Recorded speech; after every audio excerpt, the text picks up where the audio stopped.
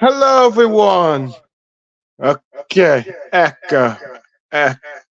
So I finally got it working out. Let me just Hello,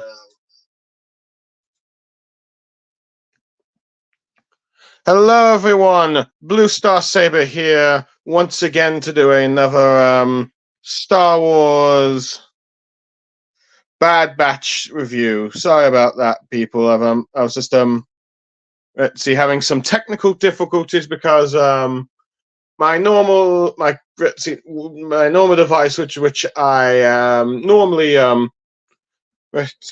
try to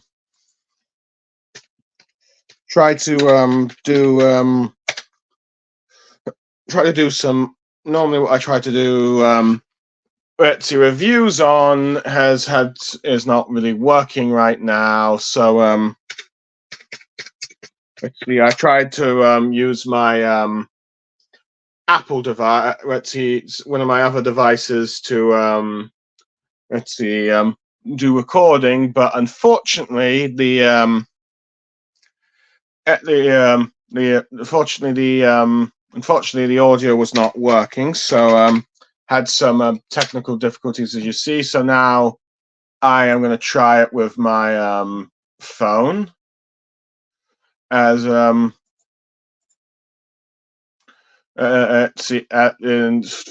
like record for like doing the StreamYard for like the live review thing, in which I am, let's see, so which normally I would use the phone for like the phone for sorry, the phone to help me read descriptions and check details of like the episode or chapter I'm reviewing, but now I'm using it to like actually talk to you all on StreamYard rather than the other way around. So now I'm using a sort of computer to like get me the details and descriptions for the episode. And I apologize for the first 5 minutes of this all being sort of messy and all that. I hope that people can forgive me, and hopefully we'll be able to skip like the first, say, couple of minutes and get to this part of the review as I now review the ninth episode of The Bad Batch, the the Harbinger for season 3, and the overall 41st episode of the season. Now, this episode, let's see, tackles the return of Asajj Ventress, which was hyped up in the Star Wars Bad Batch's trailer for the third season, and falls off the last episode after Hunter and Wrecker helped Fennec Shand with a bounty in exchange for getting a contact for the M Count, which of course turns out to be Asajj Ventress, and which is a surprise to no one. But this is all kinds of caused some controversy because Ventress, in the Dark Disciple novel, which was adapted from 8 episodes of the Clone Wars from a story arc, either 2 or 1 big story arc, written by like George Lucas's adoptive daughter Katie Lucas, in which deals with Asajj Ventress and teaming up with Quillen Voss to assassinate Count Dooku, sort of loosely adapting the EU story of Quillen Voss falling to the dark side, and then returning to the light, if you will. And in the end of that one, it resulted in Ventress dying, which has led to some controversy when she appeared in the trailer, thinking that Dave Filoni has once again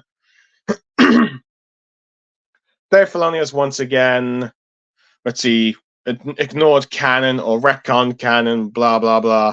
It's not the first time Bad Batch has been accused of, since in the very first episode of the Bad Batch, by including Kanan Jarrus and his masters Execute Order 66 episode, if you will.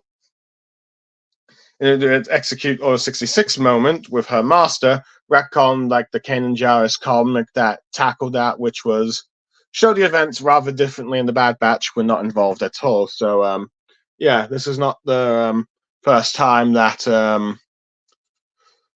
Bad Batch has been accused of breaking canon, particularly with Dave Filoni. And interesting enough, with so many people were wondering, okay, how is Dave Filoni going to explain how Sarge Ventress survived this one? And while I have not fully read the Star Wars novel, The Dark Disciple, I do have it, but I just haven't fully read it. From what I can tell from the Wikipedia description, let's see, she was like buried a few months after her death in the Night Sister thing. So it's like, okay, how on earth did she survive if she's been dead for a while and then got buried a few months from when she died and all that? And what kind of explanations were they going to do and let's see, to explain it? Now, interestingly, Sarge Ventress was supposed, it turns out that Sarge Ventress was actually supposed to return in Star Wars Resistance, particularly the Relic Raiders episode, which I believe was the episode, according to Wikipedia from the information that was given there. Apparently, she was supposed to appear in that episode where Sarge Ventress would appear to the characters, and she would end up having a duel with Kylo Ren, which this attempt, was changed to this original character called Mika Gray, which now I think about it, she does have some face paintings, because I have seen, some of the details of the episode. Apparently she does become she eventually becomes the fortune teller of the episode and does become a little bit of a recurring character. But yeah, apparently they replaced her with this sort of random character. But now the reason why this was changed was done by Dave Filoni, who apparently pitched the idea of Ventress coming back. But decided that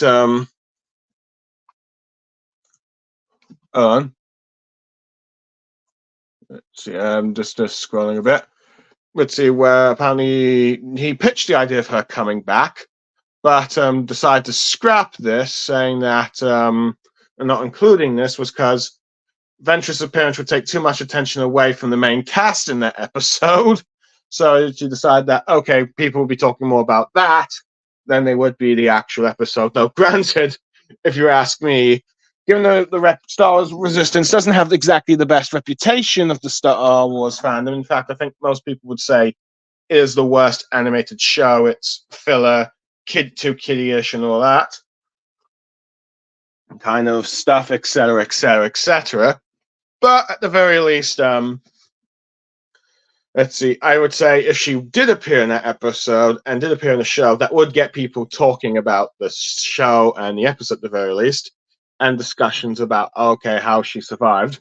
Now, granted, if Ventress is now, it seems that they finally now decide to do it for the Bad Batch. Now, granted, this description of like her being in Resistance might imply that Dave Filoni is keeping, Sarge Ventress alive up until the sequel era, so which means that it's vaguely possible that Sarge Ventress now back could interact with the likes of Darth Vader during like the period between the two prequel and original trilogy movies, or possibly with the OT cast either during the original trilogy era, though that's unlikely due to the comics continuity, or post the era where Luke Skywalker is trying to rebuild the Jedi Order, which I will admit will be a bit interesting because that means Luke will have encountered a former enemy of his master and father, which would be interesting storytelling, but who knows? Or she might end up interacting with Ahsoka Tano. Though I do wonder if this means that Sarge Ventress could be taken into live action for the in the Ahsoka series or Mandoverse. So granted, that might be too late of an inclusion, but who knows? For all we know, Sarge Ventress might actually die before the events of the original trilogy still. We do not know. Granted, let's see, with this episode, anyway, I think I've rambled on enough about Ventress's return. Let's see, probably now time to talk about the episode. Does it justify her return? will people be satisfied, or will many people think that she should have died in the Dark Disciple, stay dead like in the Dark Disciple novel? Instead, Dave Filoni should have just adapted that into animated things, say like a Star Wars Jedi Tales miniseries season, or let's see, or do people just? Well, probably some people just prefer the original fate of Asajj Ventress and Legends, where she just leaves the war and tries to hide and all that, which her fate left unknown. Who knows? But anyway, it's time to actually get into the Harbinger episode, in which let's see, the episode starts off with Crosshair and Wrecker helping a local with with supplies to like a fishing boat, which the fisherwoman thanks Crosshair, with Wrecker teasing that it seems like Crosshair's now finally got a friend here and all that. With Crosshair asking about answers, in which but this is where I think Hunter comes back and says that they hasn't really been informed contact back from Fennec Shand yet about the contact. Crosshair wondering why they're waiting for answers, but but Hunter says that they don't know why Omega is being hunted until they get some information about M counts. They need to wait for the time being. Crosshair doesn't think this should really matter, but Hunter believes that they need to be prepared. Meanwhile, you have Omega and Batcher playing at the beach with like stones and all that stuff, and sticks, I guess. But eventually, they start to notice something about the cave. Batcher seems a bit concerned, but Omega seems to be calm because it's like they've been there like numerous times. So they enter, but they end up. But she ends up noticing a ship and encounters none other than Asajj Ventress, with Batch running out to get the Bad Batch. They end up entering the entrance of the cave, in which Ventress comes out holding Omega by the wrist, telling them that she was sent here by Fennec Shand after they try and demand that they release Omega. And Hunter being concerned about how on earth she was able to find them without not really contacting Fennec Shand where they are. With Asajj Ventress saying that she has methods, which of course probably implies the Force. And Ventress tries to warn them about the dangers of like the M count, and says it's dangerous, but asks one if they're interested in the first place, and she says that this is required of payment before she reveals the secret.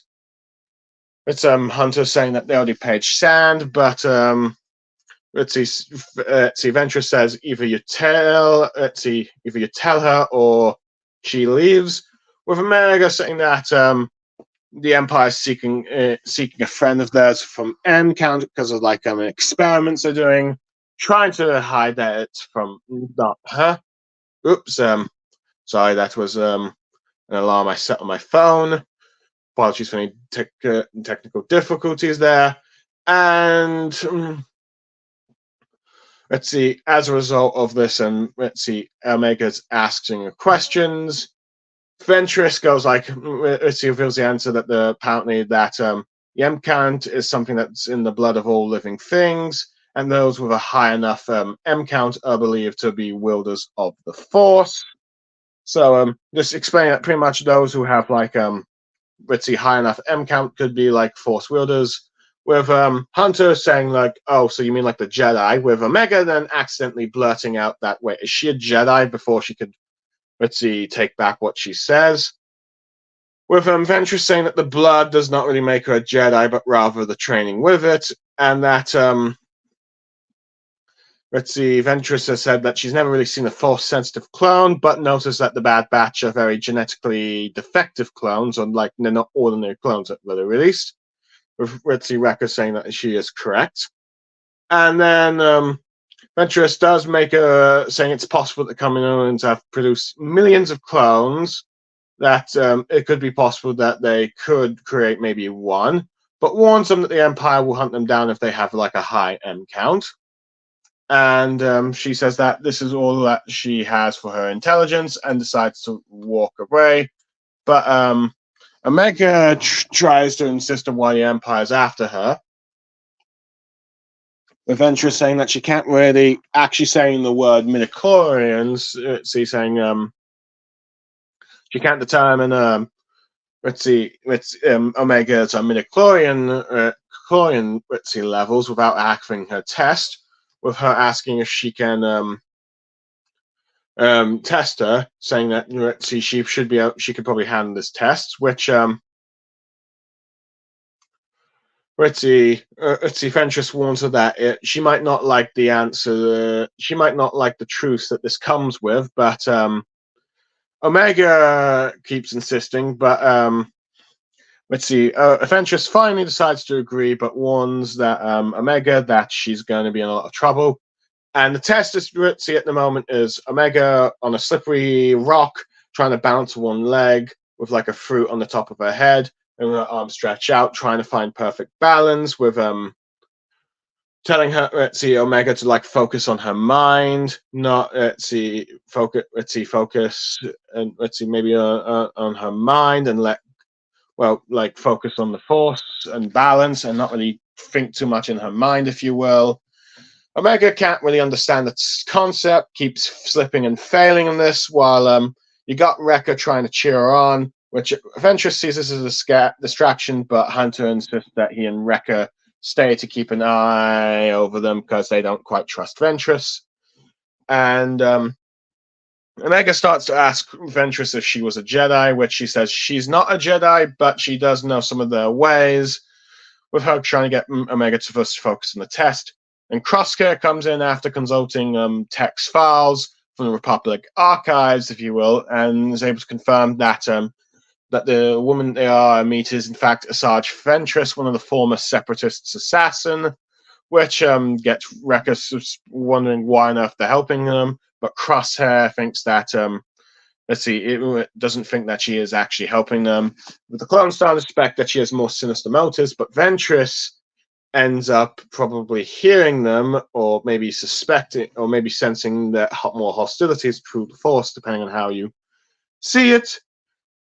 Tells Omega that after Omega slips again, just tells her, you know what, try to do a newer test in which try and go to the Weeping Maya tree at the top of the let's see, let me just location. I always forget the name of this planet. Oh yeah, Pabu, or the top of the island's town, if you will, where gets Weeping Maya. Let's see, a white blossom from the Weeping Maya tree at the top of the thing before sunset. Let's see, she would have passed the test. Omega complains at this, but Ventress insists, and she starts running off with the. Let's see, with Omega out of the way, Ventress tells the Bad Batch she knows what they're up to and warns them whatever they're planning, it won't really end well for them, and asks them to think carefully what they do next. In which, at this point, you see, Omega just climbing up, tiring out herself, getting Batcher to help her get all the way to get the flower and back. And during this time, you have the Bad Batch pretty much saying that they know that she's a Separatist assassin, demanding that she leaves. Now that they don't really want her help, now that they know who she is, but Ventress refusing because she wants to test Omega, and as a result, they aim the blasters. She uses the Force to remove them, and then they start having a bit of a very epic martial arts fist fight for a bit, and you just see Ventress just dominating the Bad Batch. Eventually, let's see, a few nicer front. Eventually, the Bad Batch get their blasters back, and then, of course, Ventress, gets her lightsaber up, blocks some of the blaster fights, and when Omega comes back, Crosshair's on the floor. Hunter has a lightsaber pointed at him, and Wrecker's up in the air being Force strangled, where Omega tries to get them to stop fighting each other with let's see, Hunter telling them that, warning Omega that, let's see, Ventress is not who she is. She's a war criminal and a separatist assassin. But Ventress says that the times has changed for like them both. With Hunter saying that they're not the same. But she resorts that, they were both pawns for different sides who lost the Clone War, and that that the Empire eventually took control of, and warns them that the Empire is much more dangerous than they can ever fathom, and tells them that she's not their enemy, dropping Wrecker and putting away her lightsaber, saying that she's not their enemy. She walks away, and then we cut to like the Bad Batch at night in their ship, where Hunter's trying to tell Omega that Ventress can't be trusted due to her actions during the Clone Wars. Omega disagrees with this since Ventress didn't really kill them, and when they had the chance. Wrecker, of course, disagrees with this, saying that despite the fact that because it disagrees with this because he doesn't think that they lost. Well, they technically did, and says they were just warming up, but it's clear that they pretty much lost. And Omega tries to go on that while she doesn't have any experience in the war, she does know that people can change. With Crosshair thinks Omega's being a bit naive, but she does point out that she never really gave up on Crosshair, and this kind of silencing for the rest of the conversation.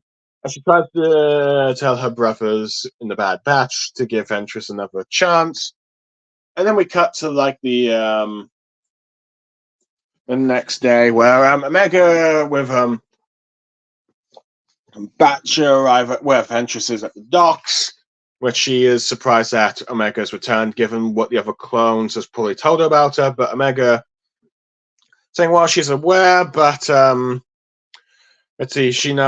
says that Ventress chose to stay around, so she had faith around, and she thinks that Ventress does actually like them, but and also that Ventress is trying to help and asks how she did on the test. Ventress says she's failed the first one, and is dismissive of the second one, despite Omega saying she passed it, even though I think at this point it's pretty clear she just did that as a distraction, and tells them to depart on the boat, while you have but has Batcher stay behind because she wants Omega there alone without any distractions. You get like Omega smiling, which kind of tells Ventress that it tells her that it's a bit unsettling. And then they go to deep waters and explains that Force sensitive have affinity with nature and connect with creatures there, so that if she could activating a platform, trying to tell Omega to reach out with the Force and call some sea creatures there. And if she does, she passes the test. If not, she fails. Omega seems a bit skeptical at this. Well, at the same time, you see the Bad Batch watching from back on the Archulum on the island, where Wrecker's uncomfortable with this, but Hunter says that they promised Omega, and so they continue watching. But Ventress looks at Wrecker's direction, and this spooks Wrecker because she's wondering how on earth does Ventress know that they're watching and all that stuff, seemingly forgetting that this is something that Force sensitives can probably do. Or forgetting what Jedi can do and all that. So, well, granted, it's possible Wrecker doesn't have much experience in Jedi. But anyway, Omega doesn't really do.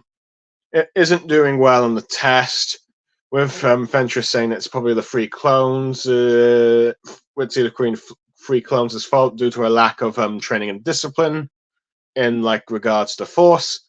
With Omega saying that she has training, but Ventress says that she hasn't had Force training and said she's been trained to be a soldier.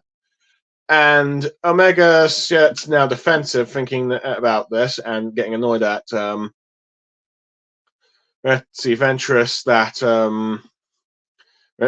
that she's probably wasting their time. No, granted, well, hold on, let me rephrase that. Gets defensive about this, but then seems to stop doing the training. Ventress is wondering she's wasting her time with like Omega, but then this has got her to resort like, does she actually know that should she actually listen to Ventress? Because does she actually know what she's doing? And this is where Ritzy Ventress now does a demonstration herself and summons a bunch of luminescent green rays, if you will. And so they're all summoned there, and this shows that Ventress's training does actually work to Omega. However, apparently a giant raw tentacle monster called the Vavaran shows up. Oh, let me just check. I'm just going to check the wiki. I think, yeah, this is, I think, yeah, it's the first episode they've appeared in, so it's not from the previous episodes, which goes to show you how much I've forgotten, like, one of the previous episodes of The Bad Batch. Okay, looks like my one viewer has disappeared. But it starts to cause a bit of a havoc, which Ventress unintentionally summed it. The Bad Batch head to the Room Order and try to help out. Ventress cuts off one of the tentacles, and the Bad Batch shoot it a bit. But Ventress gets Omega to tell them to calm down, to stop firing as she's trying to concentrate on getting them down. Omega gets them to calm down with Omega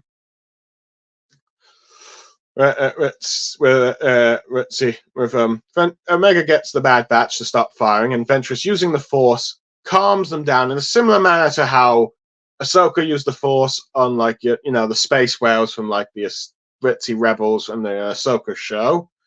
And with them calmed, if the creature calmed down and then leaving, Omega and Ventress get picked up by the Marauder with Crosshair helping them both in back to the shore.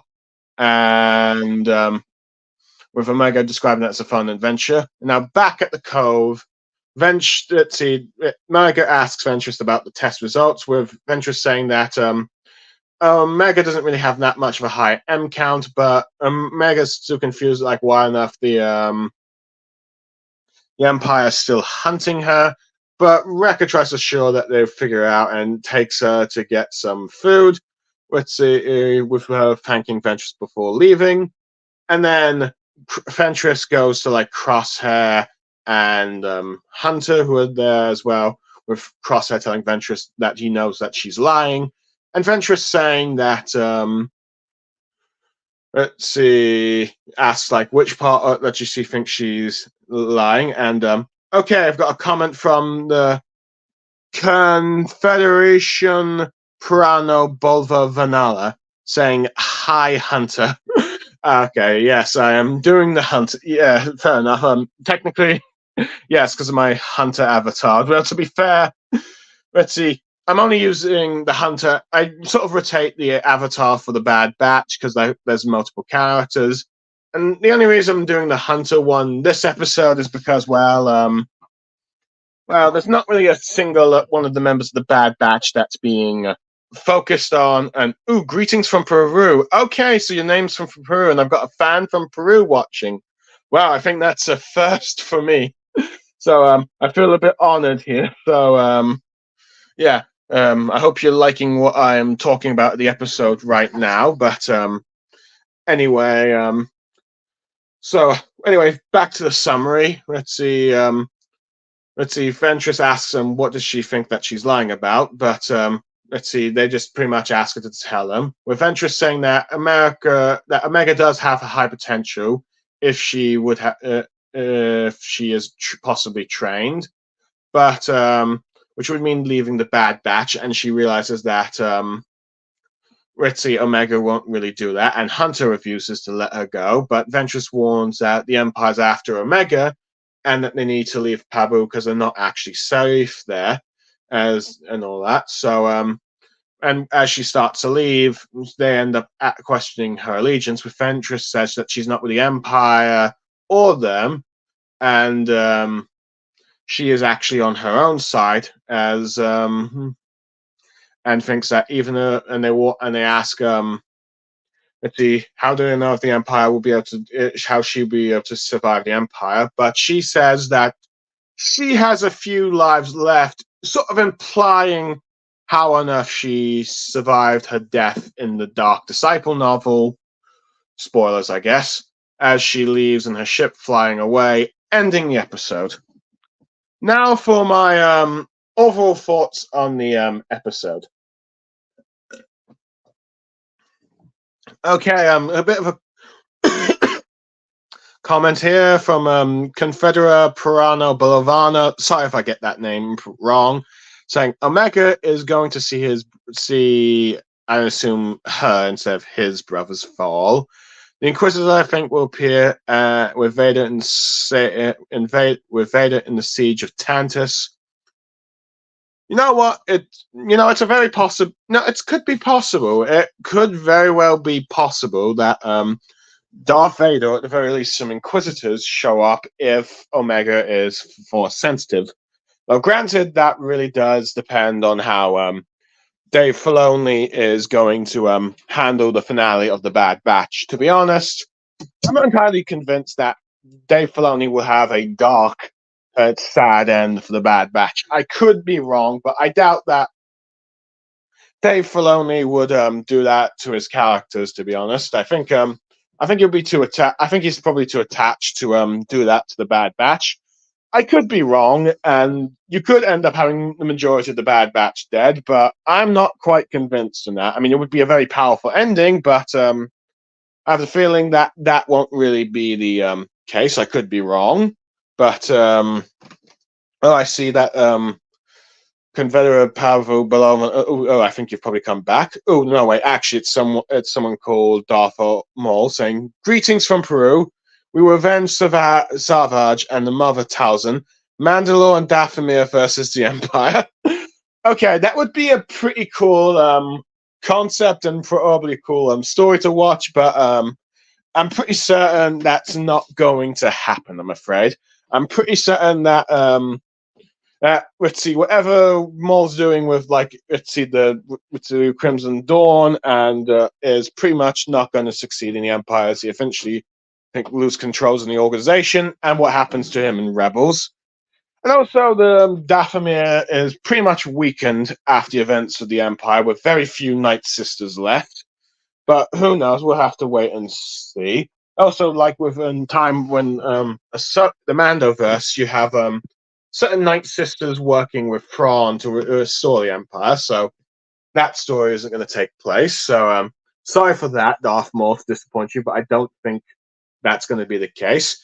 Anyway, my overall thoughts on this episode. I'll be honest, for season 3, I'd say this is the weakest episode of the season. I think the biggest thing that this episode needed to address is how Asajj Ventress survived. Let's see, the events of the Dark Disciple, and frankly, I don't think it really did a good job. And eventually, it was too vague. It was too vague on how Asajj Ventress survived, and which is like, okay, this is a bit of a problem with Star Wars. I think people have been having is that characters die and then come back, and the explanations are explained rather vaguely. I mean, okay, Darth Maul returning in the Clone Wars pre-Disney, and that was Lucas's idea, but I can't, and it was a bit vague, but you kind of get an idea that Darth Maul survived with this like deep hatred. Granted, it was like well, let's see what the actions Darth Maul and the performance you got from Sam Whitaker in that show was so well good that most fans, I think, gave it a pass. But granted, it became too much when Emperor Palpatine came back, and well, that was a mess of a Star Wars. That ended up being rather a bit of a mess of a Star Wars movie with the Rise of Skywalker. let's see, as that was sort of the mess the entire sequel trilogy was in the end, if you will. And well, you had Boba Fett come back. Granted, they did explain how he came back, which that was probably one that makes sense. But granted, now you have like Asajj Ventress come back, and it's like you're making it vague, and it's like you can't really do this. You can't make vague resurrections. Okay, yes, dark side users seem to keep coming back and surviving certain things, but it's like you can't keep doing this. You can't keep doing this, Dave Filoni, and it's not it's a good long term when you keep like having characters die and come back. It's like what happens with like superhero comics where characters die and then come back, and usually with convoluted or very vague returns. But yeah, or they get cloned or something. But yeah, but honestly, rant over. Granted, let's see. At the very least, we know that apparently she has a few lives left. Granted, we don't know. This is probably due to some Night Sister magic, but granted, this needs definitely some more explaining. And you can't keep that a bit vague. And it seems to imply that Ventress could die a few more times. So yeah, we need some explanation on this. If I had to guess, when she was buried by the Jedi from the Dark Disciple novel, the Night Sisters used maybe some of the magic that there to resurrect her or something. I'm not entirely sure, but either way, there's going to need to be some explaining on this part, but who knows? This might be done with another story. Maybe some sort of adaptation of the Dark Disciple with a few edits to make it more fit in with the Bad Batch's continuity. Oh, okay. So now we've got Permacio saying Omega can be Ventress's apprentice or become an Inquisitor. Okay. If I had to let's see, guess on that, I'd say probably Ventress's apprentice rather than Inquisitor, because well, all the Inquisitors pretty much are dead, and I doubt that Omega's gonna die. I could be wrong, and I doubt that she's gonna join the dark side, so it's very likely that she could be apprentice, and who knows, there might be some things with the episode implying at the end here that with Ritzy Ventress warning that Ritzy the Bad Batch that don't really, well, Hunter and the other members of the Bad Batch don't want to abandon Omega. She could end up see, they don't want to leave her. Let's see, it could not be the best thing. It could be the best thing for her if she does end up leaving the Bad Batch to be trained in the Force, especially if the Empire is hunting her. And I'd say this one thing is that this episode, at the very least, implies that. Hold on, I'm just gonna head downstairs. I think I'm causing a bit too much noise upstairs for my neighbors, so I'm going to go more down here so they don't really hear me talking too much. So sorry about that. So anyway, where was I? Oh yeah, so it's likely that Ventress will it's like Ventress imply the Bad Batch and Omega may be forced to part ways, especially if the Empire is persistently hunting her due to a Ritzy Force sensitivity. So yeah, it could end up being the end of the final of the Bad Batch, where Omega is safe, but she has to part ways from the Bad Batch, and they have to do their own thing while she does her own thing and being trained in the ways of the Force. Who knows? Does that mean that Omega could be eventually one of Luke Skywalker's Jedi disciples? Who knows, though. Granted, that will be a very dark end for like let's see, Omega, because we know what Kylo Ren does, like those Jedi students. But anyway, some overall for some of the episodes. I kind of like how Crosshair seems to be settling in with like on the Palbo Island and the residents, with many of them seemingly to accept him there. Apparently, Crosshair even making a friend, much to Wrecker's teasing. I do like how you got different interactions with like Crosshair and Hunter about whether or not to wait or care whether or not about the M count thing. With let's see, Hunter wanted to try and get as much information they can. Crosshair thinking it doesn't really matter, the Empire thing. Anyway, I do like how when Ventress, let's see. But I do like how Ventress sort of scolds the Bad Batch with like how Omega how they're easily found and all that stuff, and also how reckless they were with like Omega's safety as she was able, as they left kind of Omega by herself at the cave and the beach thing, and she ended up being like captured. Someone saying Tuka Kachiro saying, "Do you have Instagram to follow you?" I have my own private Instagram, but not one for my channel, but I do have Twitter. I do have Twitter. Blue Star say If you type in Blue Star Saber on Twitter, you can find me on Twitter. I will. I have a Twitter account. Let's see. So you should be able to find me on Twitter. You'll see the Obi-Wan logo. You see the Obi-Wan avatar the same one I have for my YouTube channel. Yeah, if you type it, search Blue Star Saber on Twitter, you should be able to find me. Anyway, where was I? Yes, because Ventress was able to easily find them. And I do like how you have the standoff with like the Bad Batch being wary of like giving information to like Omega, information about Ventress when she doesn't know. Tantra Car saying yes, sir. Well, okay, good. Okay, thank you. Looks like I might have a new Twitter follower. That might be nice, but yeah. Anyway, where was I? Yes. Let's see. So, I do like how Ventress does eventually reveal to them what the M count is, force wielding and all that stuff, and actually even mentions midichlorians, because I think this is the first time I recall midichlorians being full on mentioned in like Star Wars in like years. Possibly Revenge of the Sith. That's probably the last time I actually remember hearing it on screen, because, well, midichlorians have always been a bit controversial in the Star Wars fandom, because many think like it demystifies the Force. It's too much of an explanation, or it doesn't make sense as an explanation. But I do like how Ventress does the description about what M count is, which is probably the more safer word, and was clearly what M count was clearly midichlorians. So I do like that she gives the explanation about how, while yes, it's something in the blood that is in every living being. Some have more than others, and it has like force potential. It might imply force potential, but it doesn't mean that just because someone has a high M count does not mean that they are automatically a Jedi, and they do need to be trained. And like Ahsoka, like the Ahsoka series implied with like Sabine Wren, anyone can be a Jedi.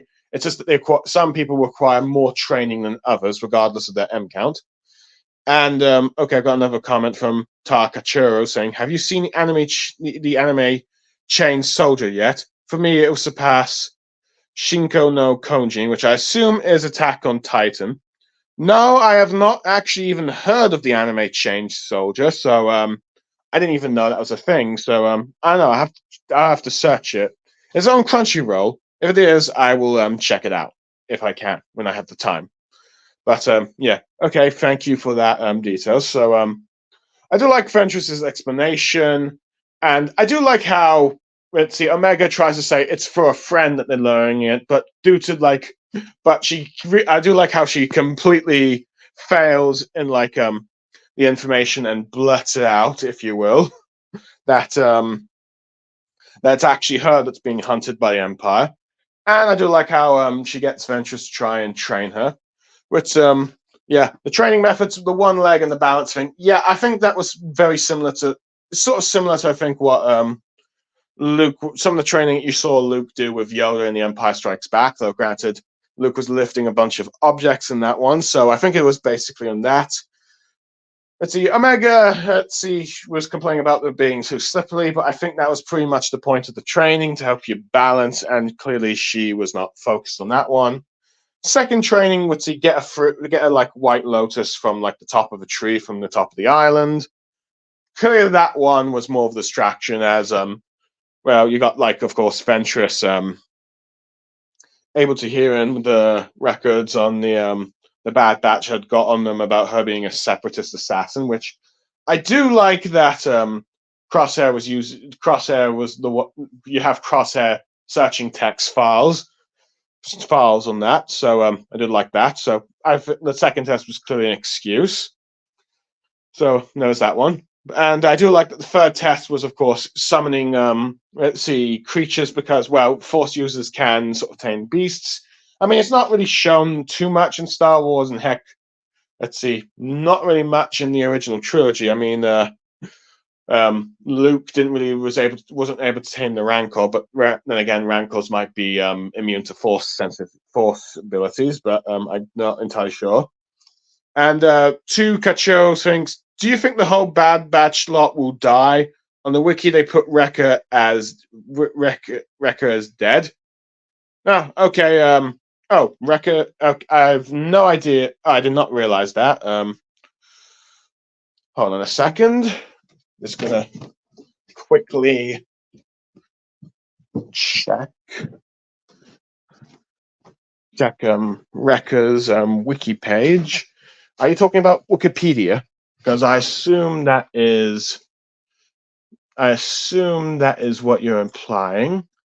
Wrecker.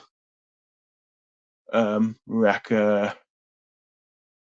Okay, I don't see him dead on the Wikipedia page, so I'm not sure which wiki you're referring to. But it doesn't seem to be Wikipedia. But as for the Bad Batch, are they all going to be dead? No, I don't think that the Bad Batch are going to be. I don't think the Bad Batch are going to be. I don't think all the Bad Batch are going to be dead. I wouldn't be surprised if one of them dies, possibly Crosshair, in order to complete maybe a redemptive journey, if you will. I think he could possibly be dead, but I'm not entirely convinced that you're going to get Hunter's going to die or Wrecker, just because I think Dave Filoni is quite fond of them. Though, granted, it's very possible that in terms of the Bad Batch, the terms of the bad, and let's see, I guess Echo is not really in the show that much now to that will have that more emotional response of him being dead. And well, he already died sort of once, I guess you could say. But I'll add that to another list of characters coming back. But so I doubt that Echo will be killed again. But at the moment, it could be very possible that Tech is the one character death that the show had, and they're going to stick with that, and the rest of the Bad Batch will remain alive. I could be wrong, but that's what I'm mostly guessing. But anyway, so yeah, I think that will be in the case. But yeah, I do like the sort of Force thing. Now, granted, it did lead to another Monster of the Week with the giant squid thing. Granted, and maybe a bit of an imitation of what Ahsoka did in the. Let's see, when she used the Force to communicate with the space whales. But, to Cacho saying it came out in the morning, but if they left it was a clone command. Yeah, let's see. Okay, it came out in the morning, but if they left it was a clone command. I'm not entirely, are you implying a clone commando kills one of the Bad Batch? I'm not entirely sure what you're trying to say here. Sorry, but anyway, back to my thoughts. So yeah, I thought they did sort of repeated, maybe did too many parallels to the Ahsoka scene, but I guess it's fine. It really depends. Maybe I'm just being influenced by one Star Wars YouTube I know. Like I was like, I remember thing, but but it's fine. I mean, it might be another Monster of the Week kind of challenge for the third act again. The Bad Batch really does like doing all those monsters, but I do like how you get Omega trying to get after Omega. This like Ventress taming those creatures is how, let's see, her moment of actually, okay, Ventress knows what she's doing kind of thing. So with the Force, it's like Luke's I don't believe it thing. That's why you fail. But I do like how it also gets Omega to try and get the Bad Batch to try and trust Ventress to let her do her thing, which to tame the beast. But anyway, I think the highlight of this episode is, of course, the big action scene where you have Asajj Ventress fighting the Bad Batch after after they learn that she was a Separatist assassin. But I definitely say I like how it was mostly a martial arts fight. She uses the Force to get rid of the blasters at first, and then fights them. And yeah, it was very quick, dynamic, and very fast, which should be expected because she's Force sensitive, and while it's not really explored much in Star Wars media, Jedi and Sith are kind of good with martial arts, not just with wielding lightsabers and swords. So that was kind of cool to see. And yeah, it makes sense that she would dominate against the Bad Batch. The Bad Batch may be amongst the strongest and best of the clones, but that doesn't mean that they stand a chance against a Jedi or Sith, if you will, or Force wielder when they are fully on guard. I mean, yes, you got like clones shooting down many of the Jedi during Order 66, but that was mostly due to ambush, and the Jedi did not see that coming. They did not expect the Jedi to betray them. But when you've got a Force wielder that's focused and ready for a fight, the clones don't really stand a chance, and the Bad Batch got defeated, which I think made sense. They stood no chance, and this is arguably the first true, really big on defeat that the Bad Batch have had. Let's see. Granted, Wrecker might said, "Oh, we're just warming up," but clearly that was not the case, and clearly they have not really had much experience dealing with Jedi or Force wielders. Pretty much during the war. I mean, granted, they did interact with Anakin Skywalker a bit, and they were supposed to be like a deleted arc where they were teaming up with Yoda and Kashyyyk, but clearly outside of those, they don't really seem to have much, let's see, direct contact with Jedi. They know about the Force powers and all that stuff, but it seems they don't know firsthand how strong that makes them. So yeah. So props. Ventress should be able to beat the Bad Batch quite easily. So I did like that. But I do like other than that, what else is there? Oh yeah. I did like the sort of bonding that Omega has with Ventress, where because it's like this is the closest person she knows that can get her answers about the Force thing. I do like how she tries to trust her. Granted, I do think she's a bit forgiving on the fact that Ventress is technically a war criminal, but I suppose it sort of made sense given the fact that, well, as she kind of points out when like the other members of the Bad Batch point to her, particularly Crosshair, she didn't give up on Crosshair, who has done some very terrible things. So yeah, it would make sense that she would try and think that Ventress would deserve a chance despite some of the things that she's done. I do like how she resorts that against Crosshair, who's like, Omega, you're being naive, but it's like, okay, fair point. You didn't give up on me, so yeah, I do like that kind of interaction. So there is that. Anyway, what else? Let's see. I think I've pretty much covered everything. The beginning of the episode, I talked about Ventress's Ventress's return, the fight sequence, the tests, the creatures. Yeah, let's see. I've talked about everything, but yeah. Oh, I guess I even talked about Ventress. Telling Omega that she doesn't seem to be Force sensitive, but of course we know that's a lie.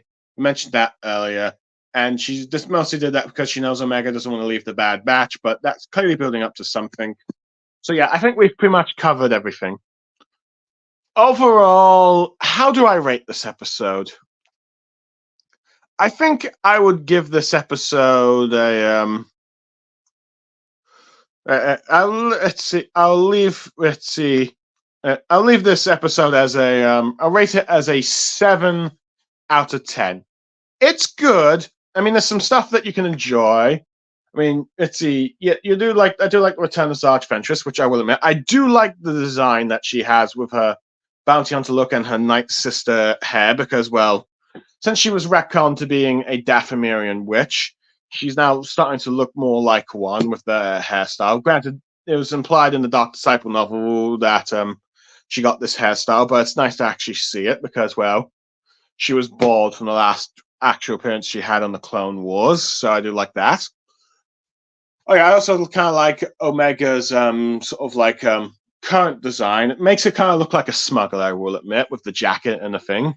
It's like she's Sarge Ventress's apprentice thing. And another comment from Darth Maul saying, I hope that they release another series with Omega and Ventress. That they would have a lot of potential.